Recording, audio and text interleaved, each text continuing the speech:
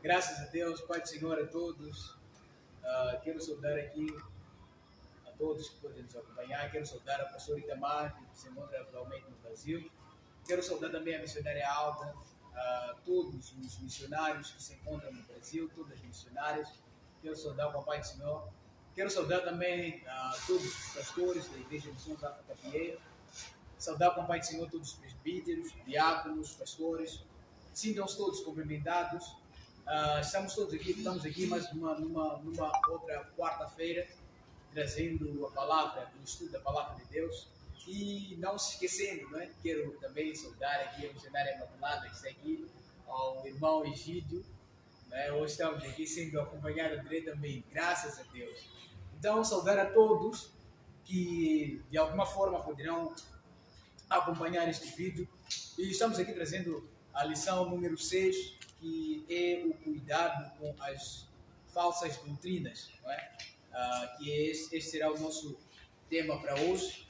E sabemos que nós estamos a fazer o estudo da palavra de Deus no livro de Coríntios, ou seja, no livro de Colossenses. Não é?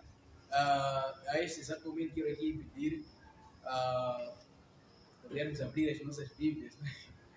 No livro de Colossenses, capítulo de número 2. Colossenses 2, vamos fazer a leitura no versículo 8, a mais adiante.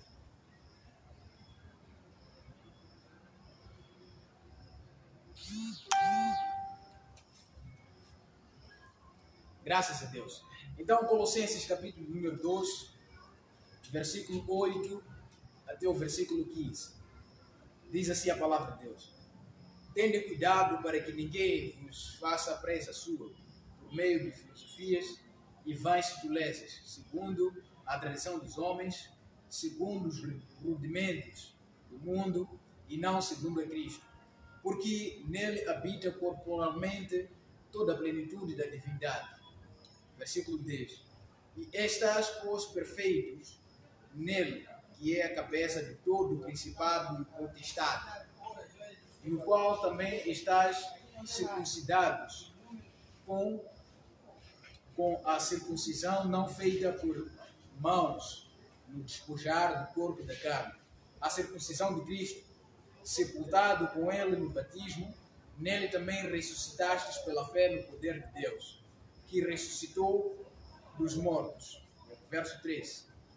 E quando vós esteves mortos nos pecados e na circuncisão da vossa carne, vos vivificou juntamente com ele, perdoando-vos todas as ofensas e havendo riscado a cédula que era contra vós, contra nós, nas suas ordenanças, a qual de alguma maneira nos era contrária, e tirou no meio de nós, cravando-a na cruz, e despojando principados e potestades, expôs publicamente e deles triunfou em si mesmo. Então, este será o estudo da palavra de Deus para hoje, estes versos que acabei aqui de ler, e quero fazer aqui um resumo desde o primeiro lição número 1 até este número 6. Na lição número 1 nós falamos sobre a igreja de Corinto, né? A igreja de Corinto, como é que a igreja de Corinto era, e nós vimos de alguma forma que a igreja de Corinto era uma igreja em que estava situada em primeiro lugar em Corinto, e Corinto era uma cidade comercial, atualmente é conhecida como a cidade de Turquia, não é? Mas antigamente não tinha esse nome, era conhecida como a igreja de Colosso. Eu estou aqui a dizer Corinto enquanto é Colosso, é Colossenses, não é? Colosso. Atualmente aquela cidade é conhecida como Corinto, ou seja, Turquia, queria dizer, não é? Então, com o tempo aquela cidade era uma cidade muito, muito comercial, muita gente ia lá para fazer suas atividades comerciais, negócio e tudo mais. E sabemos nós que no ano 61 depois de Cristo, a Bíblia diz que, ou seja, segundo os comentários, segundo as pesquisas, diz que aquela cidade houve um grande terremoto que acabou destruindo aquela cidade, e de alguma forma aquela cidade deixou de existir, até hoje nunca mais foi reconstruída, e atualmente é conhecida como cidade de Corinto ou cidade de Turquia. não é? A palavra de Deus chega em Colosso através de um homem chamado Epáfras. Não é? Epáfras foi o homem que trouxe a palavra de Deus, levou a palavra de Deus para os irmãos de Colosso. Segundo as pesquisas, diz que Epáfras era um homem natural de Colossos. Ele, de alguma forma, saiu em suas viagens e ele teve a oportunidade de aprender a palavra de Deus com Paulo. E quando saiu para a cidade natal dele, ele vai para lá e começa pregando o Evangelho de Deus. E foi assim que a palavra de Deus chegou lá. E foi desta maneira, como acabei citando, que acabou sendo destruída a cidade de Colossos. Não é? E algo interessante vamos perceber, na região de Colosso havia muitas heresias, muitas que eram cerca de 6. Não é? Falamos aqui na lição número 1, se você não acompanhou, volta ao vídeo, vai poder acompanhar a lição número 1, que fizemos junto com o pastor Adão, não é? A lição número 1. E nós dissemos que na lição número 1, dissemos que na região de Colosso existiam algumas heresias que ameaçavam a igreja de Colosso. Uma das heresias que era muito predominante, que desde a lição número 1 até hoje estamos aqui falando, era o gnosticismo. Não é? Vamos aqui trazer de uma forma detalhada o que é isto. Tinha também o ascetismo. O ascetismo tinha como base, dizia que os astros, ou seja, as estrelas, eram lugares em que, de certa forma, habitavam deuses, não é? Habitavam deuses, os seres espirituais, os seres angelicais, habitavam nas estrelas, nos astros, não é? Como Sol, Lua. Então, esses e outros astros eram lugares em que habitavam os seres espirituais, os seres poderosos, assim posso assim dizer. E esses seres mereciam serem adorados, não é? E desde a lição número 1 estamos aqui falando sobre isso. E havia uma outra que dizia que existia uma deusa chamada deusa Cibele. E aquela deusa Cibele era muito diferente da deusa que estava na cidade de Éfeso, não é? Segundo os comentários, diz que a cidade como se chama, de Colosso, adoravam essa deusa chamada Cibele, adoravam ela e davam honras a ela. E algo interessante que vai me tocar, que vai mexer comigo, é que Paulo, conhecendo todas essas heresias que estavam no meio da igreja de Colosso, estavam na região de Colosso, Paulo, conhecendo todas essas heresias, Paulo escreve esta carta com muito cuidado, advertindo os irmãos para que não caíssem, não é? Nessas vãs filosofias que naquela região de Colosso tinha, ou na região de Colosso possuía, desta forma posso assim dizer. Então Paulo escreve de uma forma cuidadosa. E estamos aqui na lição número 6, não é? Trazendo mais uma vez. E como tema, temos aqui o cuidado a ter com as heresias, não é? Quero aqui neste exato momento orar, não é? Para que Deus abra a nossa mente, porque já dei aqui a introdução, não é? E queremos aqui começar com o nosso estudo. Eu acredito que até aqui já conseguimos perceber, não é? Então quero orar para que Deus venha abrir as nossas mentes, para que possamos perceber quais são os cuidados que temos que ter com as heresias e como é que a igreja de Colosso lidava com essas heresias e como Paulo queria com que a igreja de Colosso pudesse combater contra essas heresias. Não é? Vamos aqui orar para que Deus nos dê entendimento, nos dê discernimento para podermos compreender. Oremos. Senhor, nosso Deus, nosso Pai, te damos graças, Senhor, por tudo aquilo que o Senhor tem feito em nosso meio. Te damos graça porque o Senhor é o nosso Salvador, o nosso Deus. Te damos graça porque o Senhor é aquele que nos salvou. Te damos graça, Pai amado, porque o Senhor deixou o seu reino lá no céu, deixou tudo lá no céu, renunciou, em outras palavras, tudo lá no céu, e veio para esta terra. O Senhor nasceu como um homem qualquer, viveu como um homem qualquer, mas sabemos nós que por fora quem olhava um homem qualquer, mas por dentro estava lá um Deus vivo, todo poderoso, todo soberano, aquele que sabe tudo. Senhor, a este Deus nós louvamos e engrandecemos. Queremos te pedir que o Senhor nos dê entendimento, nos dê a tua graça, para que possamos compreender a sua palavra.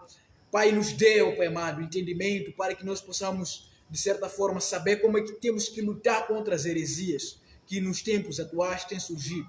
Em nome de Jesus, nós oramos e te agradecemos. Amém. Graças a Deus. Então, estamos aqui. Queremos aqui trazer este estudo de forma muito cuidadosa, não é? Primeiro, no versículo número 1, vimos aí que os falsos ensinos são sempre apresentados de uma forma bem detalhada e é apresentado de uma forma agradável, não é? E são apresentados com exemplos que são, de certa forma, muito bons para poder convencer aquele que, de certa forma, está acompanhado. E muitas vezes essas heresias vêm de uma forma desrespeitosa, não é? À palavra de Deus. Vejamos só que estamos aqui a falar de forma detalhada sobre o gnosticismo. Gnosticismo o que é? O gnosticismo era a heresia, ou era um grupo de hereges que naquela época existia, que dizia que Deus, ou Jesus, não era Deus. Não era Deus por quê? Porque para os gnosticistas não fazia sentido um ser espiritual todo-poderoso, santo, não é? Acima de tudo, vir e habitar num corpo pecaminoso. Para eles não fazia sentido. Então, partindo desta base, eles diziam que este não era Deus. Ou seja, Jesus não é Deus por esta razão. Para eles não fazia sentido. Como é que um Espírito Santo, como é que um Filho de Deus podia habitar num corpo pecaminoso? Podia habitar num corpo material? Para eles não fazia sentido. Então, partindo desse pressuposto, eles logo diziam que Jesus não é Deus. Mas sabemos nós que a Bíblia diz algo interessante no capítulo número 1, não é? Do livro de João, versículo número 11 ao 12. Diz aí que ele veio para que era seu, não é? E os seus não o receberam, falando de Jesus. Então, Paulo, quando vai se dirigindo, não é, à igreja de Colosso, vai dizer algo interessante, que em Jesus Cristo habita corporalmente toda a plenitude de Deus. Então, a partir deste verso, Paulo vai de forma direta combatendo contra as heresias que naquela época existiam, não é? Quando vai dizer que em Jesus Cristo, esse Jesus que os Colossos, ou na região de Colosso, ou em que estes hereges, não é, diziam que Jesus não é Deus, Paulo vai se dirigir a eles dizendo que este Jesus, que vocês dizem que não é Deus, nele mesmo habita corporalmente toda a plenitude de Deus. E ele é exatamente a imagem real de Deus. Então, é desta maneira. E algo interessante, que a partir deste pressuposto,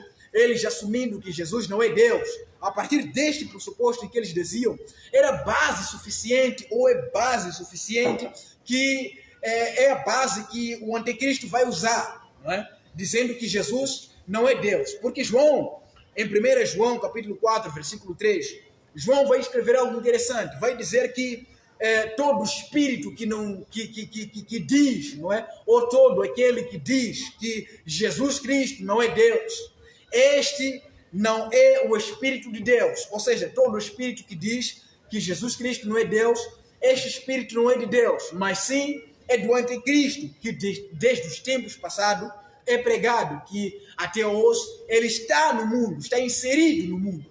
Então veja só, algo interessante. Esta é uma heresia. Esta é uma heresia que até os tempos de hoje existem. Há pessoas que dizem que Jesus não é Deus. Há pessoas que dizem que Jesus é uma pessoa normal. Mas a Bíblia vai dizer que Jesus é o próprio Deus. A Bíblia vai dizer isto, não é? Quando você vai ler no 1 João, capítulo 4, versículo número 3, como acabei de citar. E vejamos algo interessante na região de Colosso, não é? Quando vamos olhar para estes homens chamados os gnosticistas, eles diziam que Jesus não morreu na cruz. Não morreu na cruz por quê? Porque não fazia sentido, primeiramente, como disse, um ser santo vir habitar num corpo pecaminoso, porque desde Adão os homens nascem pecadores. Então, para eles não fazia sentido que um homem que um homem santo, uma pessoa santa, viesse, um ser espiritual santo, viesse habitar num corpo material pecaminoso. E partindo desse pressuposto, eles iam dizendo que Jesus não morreu na cruz. Não morreu na cruz, por quê? Porque para eles a salvação, não é? A salvação não vinha do sacrifício da cruz que Jesus fez. Para eles, a salvação vinha do conhecimentos secretos que diziam possuir somente os filósofos daquela época, diziam possuir este conhecimento, que através desse conhecimento que aqueles filósofos possuíam, que transmitiam para as pessoas, esse conhecimento é que fazia com que eles fossem salvos, e não Jesus Cristo. E para eles Jesus não morreu na cruz. Por quê? Porque Jesus nasceu como um homem normal. Jesus não era santo. Jesus não era este homem que via morrer pelos pecados. Para eles, para aquele grupo de hereges que estavam situados na região do Colosso, para eles não fazia sentido. Então, para eles, Jesus não morreu na cruz.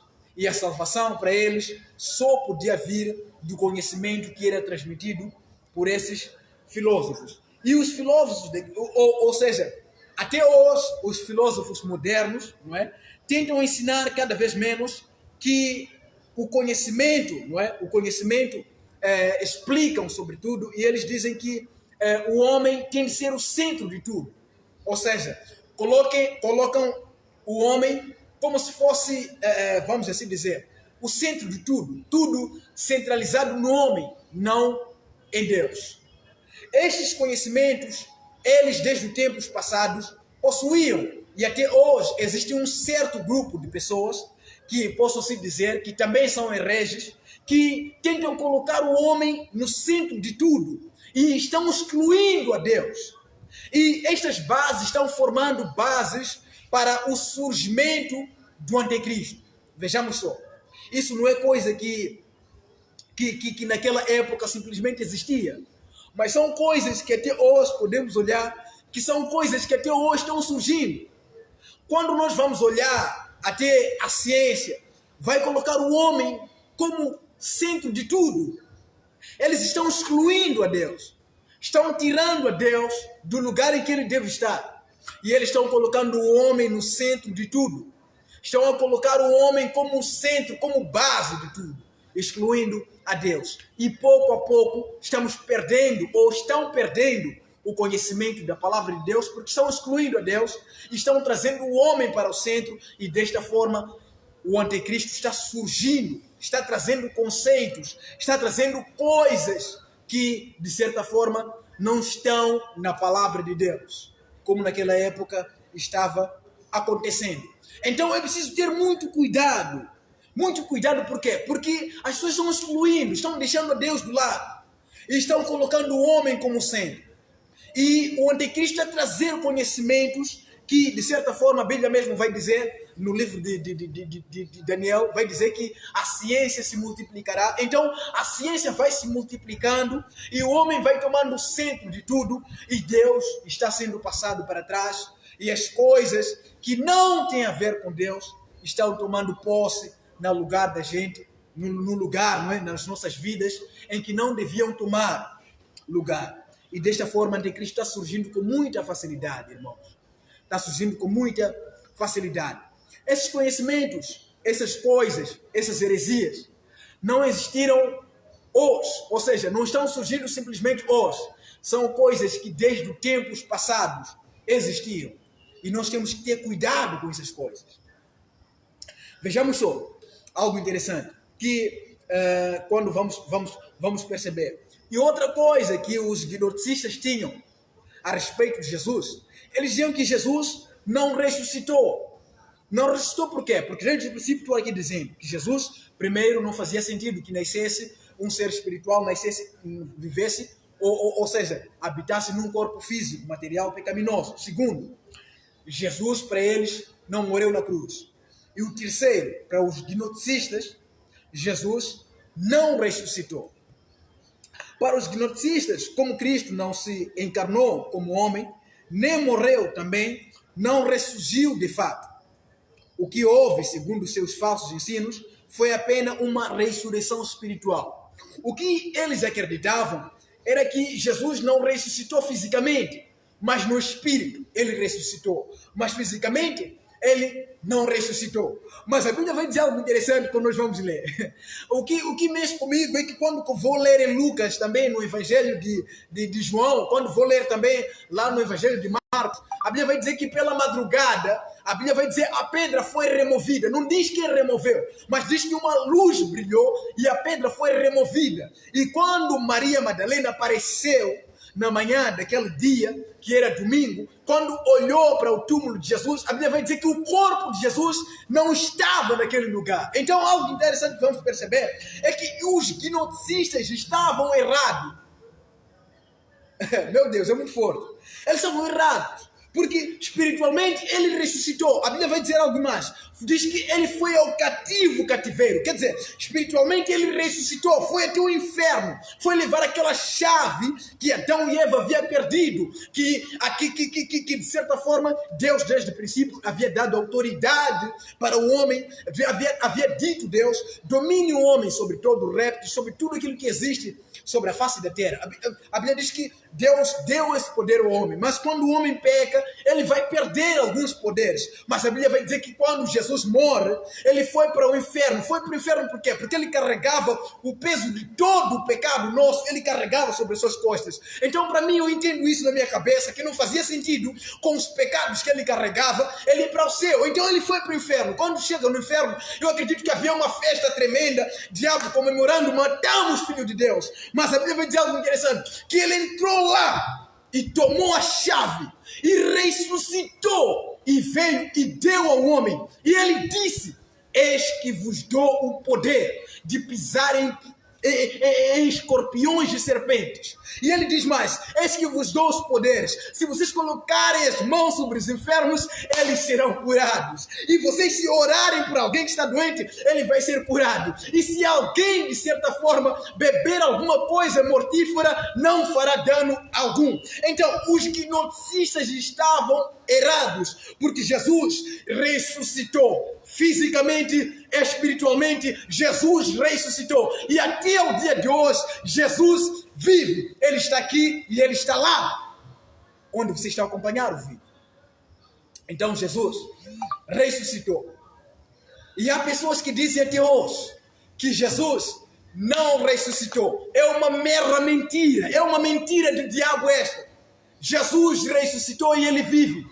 E ele ressuscitou para nunca mais morrer. Como nós dissemos na lição número 5 ou 4, se não estou equivocado, falando sobre a preeminência de Jesus, falamos nós que ele é o primogênito dos mortos, o que significa que ele é o primeiro a ressuscitar para nunca mais morrer. Jesus, a Bíblia vai dizer que Jesus ressuscitou muita gente, mas essas pessoas voltaram a morrer. Mas Jesus morreu e ele ressuscitou e ele nunca mais vai morrer. Esse é o nosso Deus. Nunca mais. Os gnosticistas estavam errados. E a Bíblia vai dizer mais. Vai dizer algo interessante. Que Jesus ressuscitou. Jesus vive. Jesus ressuscitou. Seja fisicamente, seja espiritualmente. Jesus ressuscitou. Jesus não ressuscitou em parte, como acreditavam os gnosticistas naquela época. Não. Jesus ressuscitou em todos os sentidos, seja espiritualmente, seja corporalmente ou fisicamente. Jesus vive. E algo mais, quando vamos olhar para o versículo de número 8, não é? Quando diz assim, as vãs sutilezas. Então, algo interessante que vamos perceber é as vãs quando vai dizer as vãs sutilezas. O que Paulo está a dizer aqui para a igreja de Colosso era que Paulo conhecia muito bem, porque Paulo outrora era um doutor da lei. Quando nós vamos ler a Bíblia, vai dizer que ele foi formado para combater as heresias.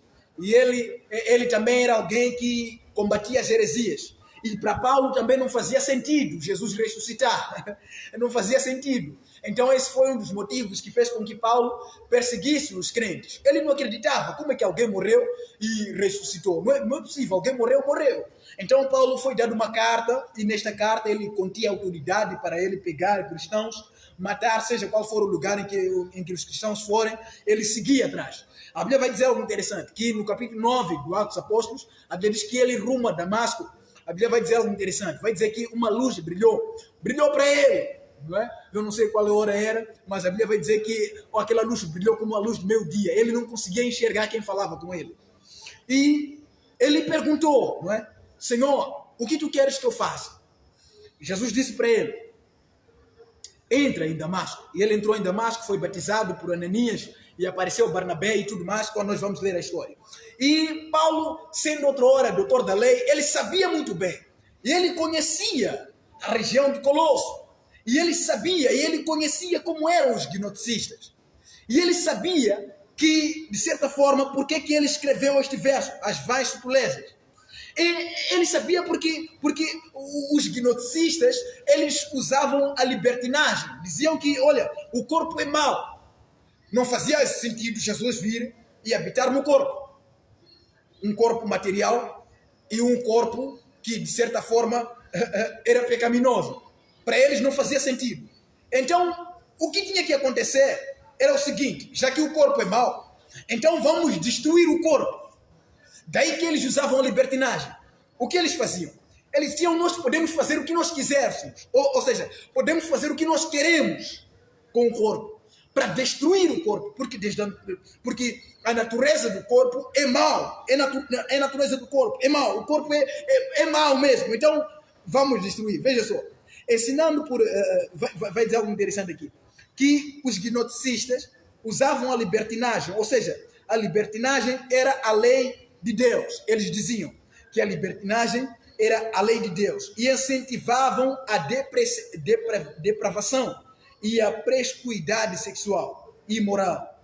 Era corrente libertina dos gnosticistas. Então, o que está a dizer aqui era que o corpo é mau, então vamos destruir.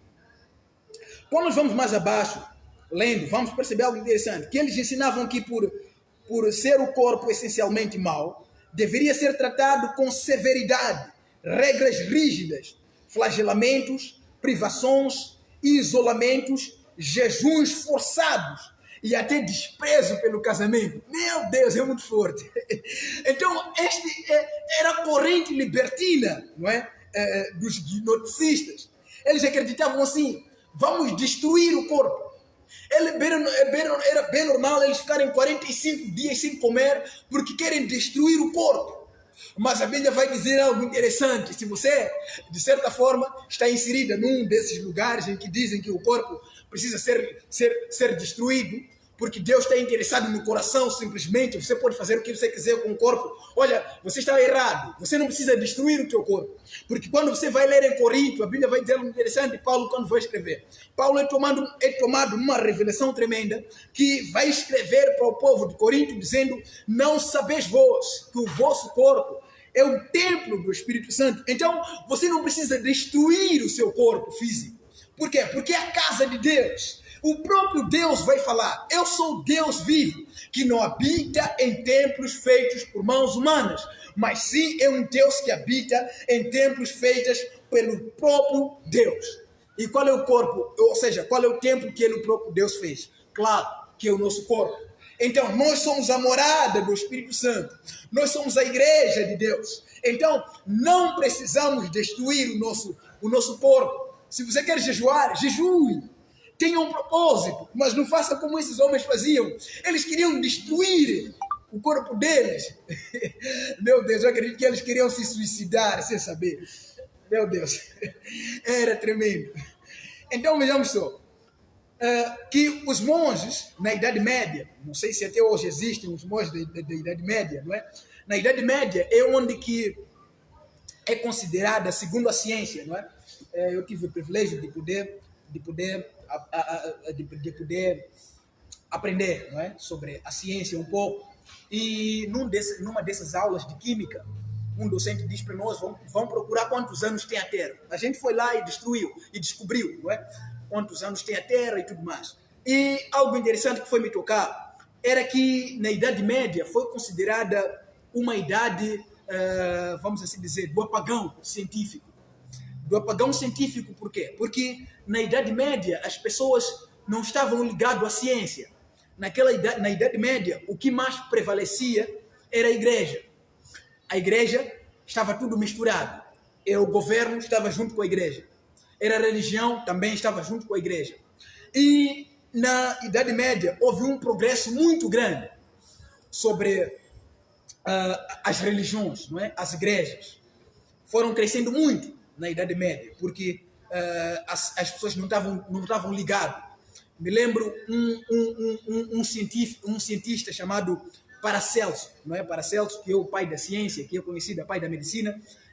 Algo interessante que vai me tocar nesse filósofo, segundo as pesquisas, veio dizer que ele queria fazer primeiras cirurgias naquela época. E as pessoas diziam que você não pode, vamos dizer assim, não pode estudar o homem. Você não pode cortar o homem, fazer autópsia ao homem, estudar o homem, não pode. Porque o homem é um ser criado por Deus, então não pode ser estudado. Então, foi nesta época em que houve muita controvérsia, não é, entre a ciência e a palavra de Deus. É onde surge também o Galileu Galilei, não é, que vai dizer que a Terra, o Sol, a Terra é redonda e as pessoas não acreditavam nele. Então foi nessa época. E naquela época existiam vários monges, não é? Vários monges. E existiam e como eu disse aqui, não é? Como eu disse, que houve muito progresso das religiões, das igrejas. Houve muito progresso. E esses progressos que houveram, quero acreditar na minha mente, foi uma idade em que Satanás usou muito as pessoas que eram pastores, presbíteros. Meu Deus, usou muito, porque foi nessa idade em que surgiram muitas heresias que até os dias de hoje, não é, tem tido grande lugar, não é, no mundo evangélico. Então, quando vamos olhar na Idade Média, os monges da Idade Média também seguiram os ensinos, né, modificados, que afastavam o mundo para uma vida santa, não é? Entendemos nós que eles vendiam liturgias e tudo mais. E algo interessante que vamos perceber, que até hoje, essas heresias que desde o tempo passado surgiram, estão tendo lugar até o dia de hoje. O que vamos perceber é que Paulo, quando escreve esta carta, ele não escreve simplesmente à igreja de Corinto, ou seja, à igreja de Colosso, vai escrever também a nós. Vejamos só a outra parte que fala sobre a tradição dos homens. Na tradição dos homens, como nós lemos aqui, no versículo ainda 28, diz algo interessante. O ensino do humanismo coloca o homem no centro de tudo, no mundo, excluindo a palavra de Deus e ao próprio Deus e aos seus arrazoados. Ou seja, o humanismo, não é, endeusa o homem. É o que eu disse desde o princípio, estou dizendo. Os filósofos, as pessoas, estão colocando o homem no centro. Estão colocando Deus para trás. E o anticristo, de certa forma, posso assim dizer, que isto que estamos a fazer, ou isto que está acontecendo nos dias de hoje, está preparando o caminho para a vinda do anticristo. Está preparando. E quando vamos olhar, segundo o estudo, ou seja, segundo a Bíblia de estudo, segundo a Bíblia assim que é, não é? Segundo a Bíblia do estudo pentecostal, diz que uma das maiores ameaças teológicas nos dias de hoje é esta, não é? Que estão a endeusar o homem, estão a colocar o homem no lugar de Deus, estão a querer com que o homem tome posições em que não é dele, mas sim que é de Deus. Vejamos só, quando vai dizer aqui, estamos a correr para o final, ainda no versículo, no versículo número 8, quando vai dizer assim, os rudimentos do mundo. Portanto, a expressão, os rudimentos do homem, refere-se às ordenanças religiosas antibíblicas ensinadas naqueles dias. Não só naqueles dias, mas também nos dias de hoje. E algo interessante que vamos perceber é que essas coisas estão vindo, não é? Estão vindo. Vai dizer mais, que no versículo de número 9, 9, não é? Que corporalmente habita em Jesus toda plenitude de Deus. O que está querendo dizer aqui é algo interessante, que tendo em vista a preeminência, não é? Tendo em vista a preeminência de Deus, como falamos aqui na lição passada, que a preeminência tem a ver com colocar a Deus em primeiro lugar. A preeminência, não é? Colocar a Deus em primeiro lugar. E tendo em vista a preeminência de Cristo sobre todos os seres vivos, e todos os seres visíveis e invisíveis, sejam anjos ou demônios ou animais, ninguém precisa recorrer a qualquer outro ser em busca da divindade e a plena, não é? Em busca da divindade, não é? Somente em Cristo habita a divindade e a plena e a infinita, não é? Soberania de Deus. Então, o que nós estamos a entender aqui quando Paulo vai dizer sobre a plenitude, que em Jesus habita a plenitude de Deus. Paulo está querendo dizer que, olha, vocês não precisam recorrer a animais, vocês não precisam recorrer a uma outra pessoa, não, mas vocês precisam recorrer a Jesus. Por quê? Porque em Jesus habita toda a plenitude de Deus. Por que digo isso? Porque existia uma outra, não é? Uma outra corrente de heresia que dizia que os anjos precisam ser adorados, que de certa forma é conhecida como ascetismo, não é? Que dizia que os anjos merecem ser adorados, precisam ser reverenciados. Quando nós vamos olhar no livro de Judas, a Bíblia vai dizer algo interessante, que um homem queria adorar a um anjo, e aquele anjo disse, não faça isso, mas honre a Deus. Isto está escrito no livro de Judas. Então, quando nós vamos olhar, é que Paulo estava querendo dizer isto, que olha, vocês não precisam adorar a demônios, não precisam adorar a outros seres semelhantes a vocês, não. Vocês precisam adorar a Deus e precisam recorrer a Deus. Por quê? Porque em Deus, digo Jesus, em Jesus habita toda a plenitude de Deus. Então é neste sentido que Paulo estava a dizer, quando vai dizer, em Jesus habita toda a plenitude. Eu vou detalhar isso aqui na próxima lição, que fala sobre culto aos anjos, não é? Aqui só vou dar uma introduçãozinha, não é? Posso assim dizer. Então, existia uma corrente que adorava os anjos e dizia que as estrelas, o Sol, o Júpiter, são astros, não é? Que estão no céu. E esses astros são lugares, ou seja, são casas em que os deuses vivem. E esses deuses eram anjos. E esses anjos precisam ser adorados. Então é por isso que Paulo, quando vai escrever este verso, em Jesus Cristo habita toda a plenitude de Deus. Então ele estava querendo dizer, você não precisa recorrer a anjos, não precisa recorrer aos astros, não. Você precisa recorrer a Jesus, porque somente em Jesus habita corporalmente toda a plenitude de Deus. Então, com essa introduçãozinha, não é? É necessária para te deixar a próxima semana poder estar acompanhado aí, não é? Então, vejamos só, na última passagem, quando vai dizer assim, a aperfeiçoação do crente, no versículo número 10, do mesmo versículo, não é? Do mesmo capítulo, do número 2, onde diz assim, e estás perfeito nele, que é a cabeça de todo principado e potestade, não é? Que é Jesus. Veja só algo interessante, que é importante perceber aqui que a perfeição do crente, é claro, como eu disse na lição passada, que é impossível aqui na terra sermos perfeitos, porque a gente é pecador, nós somos pecador, temos que admitir essa natureza. Só que Paulo vai dizer algo interessante, que sedes perfeitos. Então, em que sentido Paulo está querendo dizer quando vai dizer assim, sedes perfeitos? Paulo vai dizer algo interessante nisso, sedes perfeitos nele, né? Crentes aperfeiçoados. Então, o que Paulo está querendo dizer quando vai escrever a igreja de Colossos, dizendo sedes perfeitos?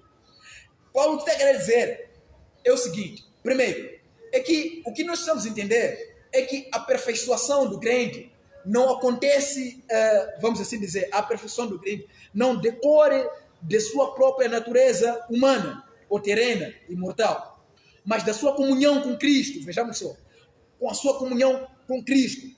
A condição para esta perfeição é estar nele, ligado nele.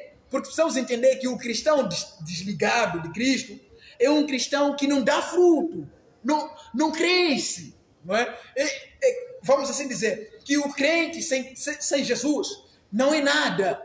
Não pode fazer aquilo que agrada a Deus. Por quê? Porque o Espírito de Deus não está nele.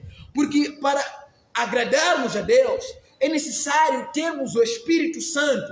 É necessário termos o Espírito do próprio Deus. Então Paulo vai dizer, o que ele está querendo dizer quando vai dizer aperfeiçoado nele? Está querendo dizer que, olha, a perfeição que vocês precisam ter não vem da vossa condição humana, não, mas sim da espiritual, que tem a ver com vossa comunhão entre vocês e Deus. Aperfeiçoados em Jesus Cristo. O que está querendo dizer?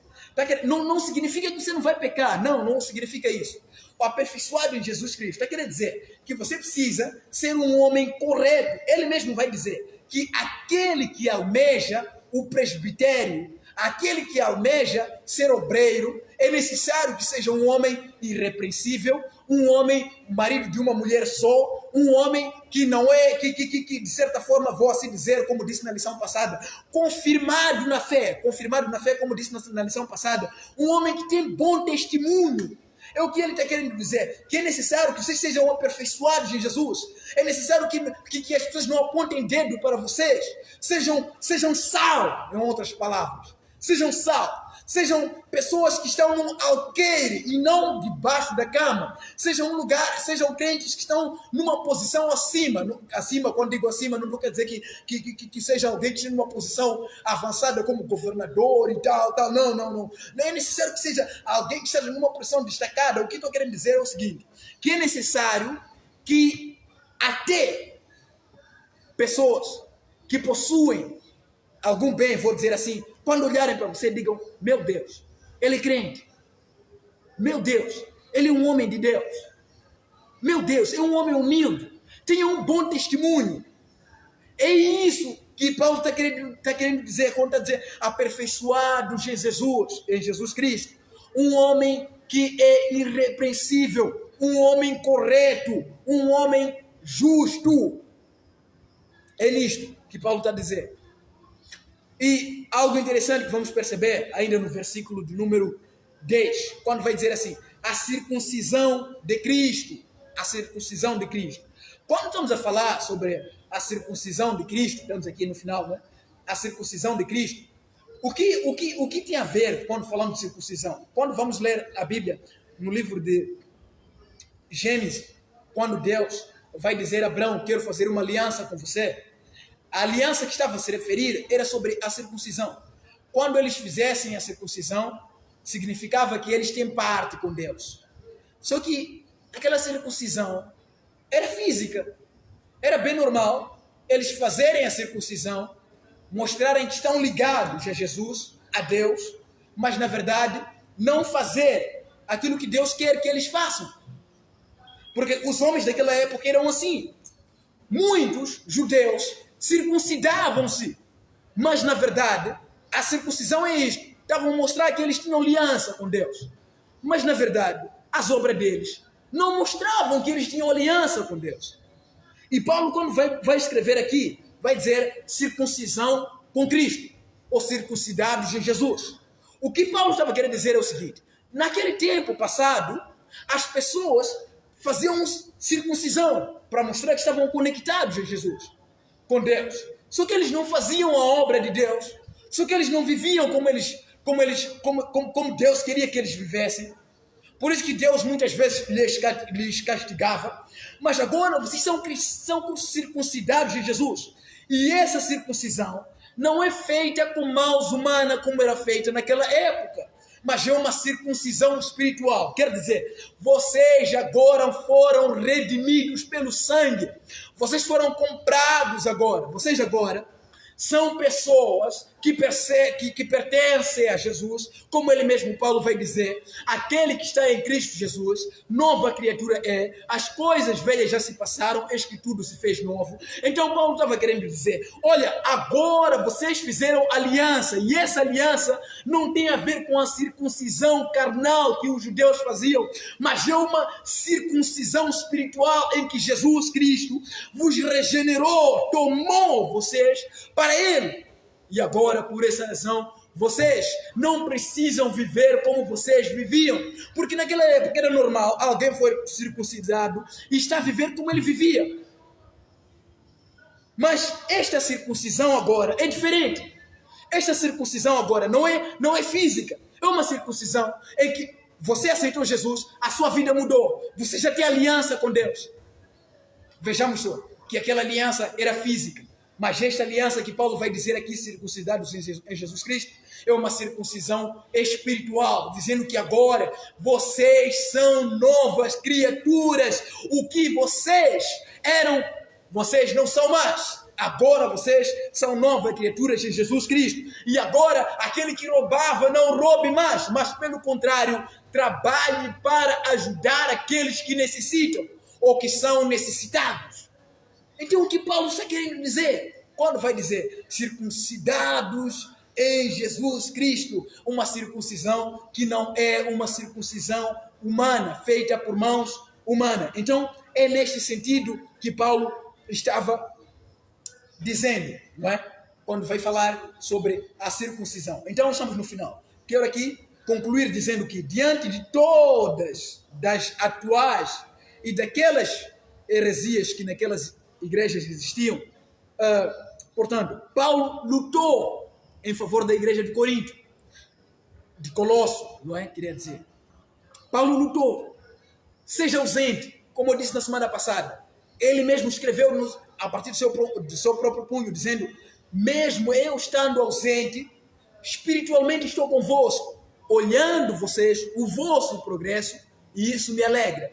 Então, é exatamente isso que está a dizer. Paulo, mesmo à distância, mesmo nas suas prisões, Paulo alimentava a igreja de Epáfora, ou seja, a igreja da região de Colosso, uma igreja que ele não fundou, mas ele alimentava aquela igreja porque ele tinha medo, ou vamos assim dizer, ele temia com que os crentes da região de Colosso viessem, de certa forma, a cair, não é? Nas heresias daqueles homens, porque eles tinham umas heresias tremendas, filosofias tremendas, que eles, se fossem fracos, eles iam cair.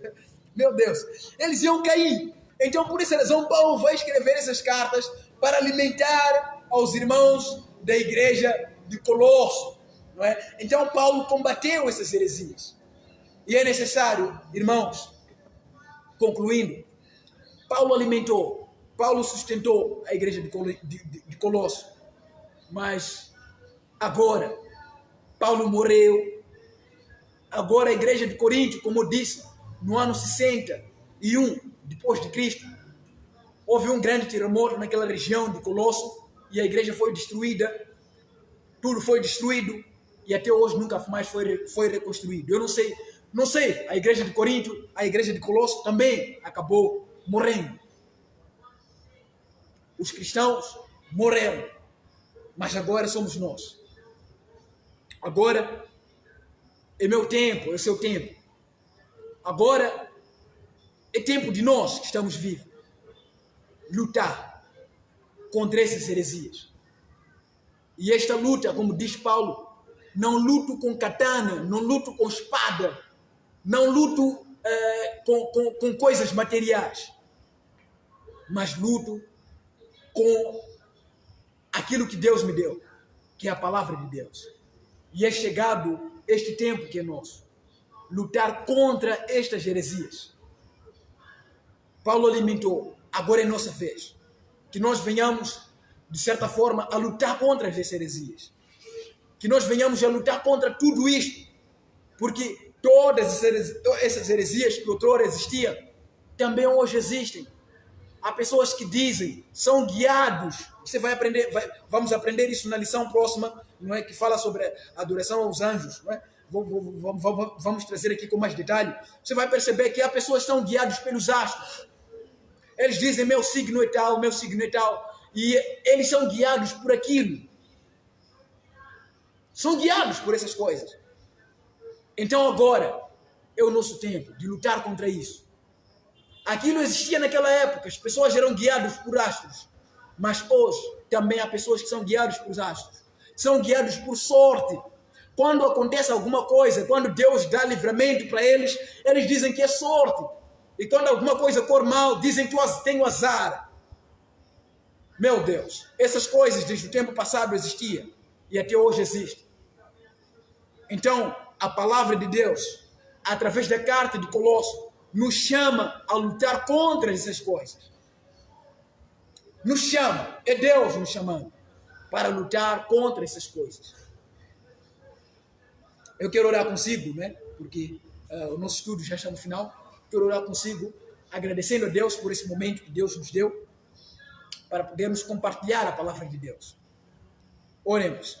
Senhor, nosso Deus, nosso Pai, te damos graças, Senhor, por tudo aquilo que o Senhor tem feito em nosso meio. Te louvamos, te engrandecemos. Que o Senhor continue falando conosco, que o Senhor continue nos guiando, Senhor. Nós acreditamos, Senhor, que não são estrelas cadentes que nos dão sorte.